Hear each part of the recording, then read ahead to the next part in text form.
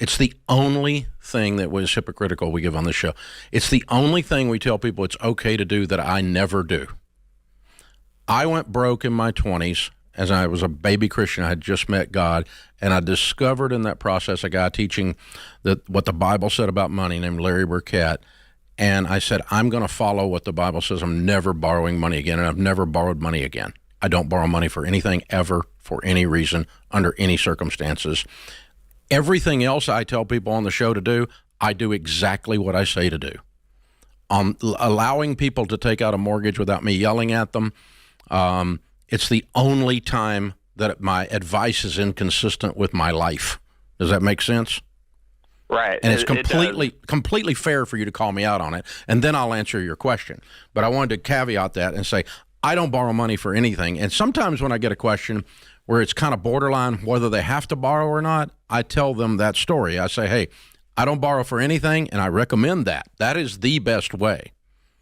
If you follow biblical principles, you're going to, in your marriage is going to prosper. If you follow biblical principles raising your kids are going to be amazing. If you follow biblical principles in your mental health and your emotional state, you're going to prosper. And the same's true in your money and in your leadership. If you're running a church, running a business, same thing's true. So I evangelical, man. I believe if the Bible says it and you do it, it's a good thing, right? So I'm with you on that. Now, the reason that I lighten up when someone calls in on that is two things. One is I can pretty much talk you out of or call you stupid taking out a car loan, because cars go down in value, the interest rate is higher, and there's no correlation between buying cars with payments and becoming wealthy.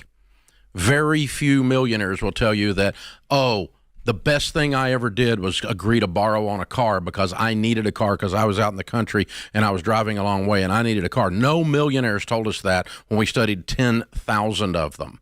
So the fruit is not there. I'm a fruit inspector. Okay. The second thing is millionaires do tell us that they borrowed to buy a house many times, and when they got it paid off, they never borrowed money again after that. They're debt averse, but not completely mortgage averse. So the data is in that millionaires do that, even though I would tell you the best way to do it is save up and pay cash for it. It's hard to get people to save up for 10 years to buy a house.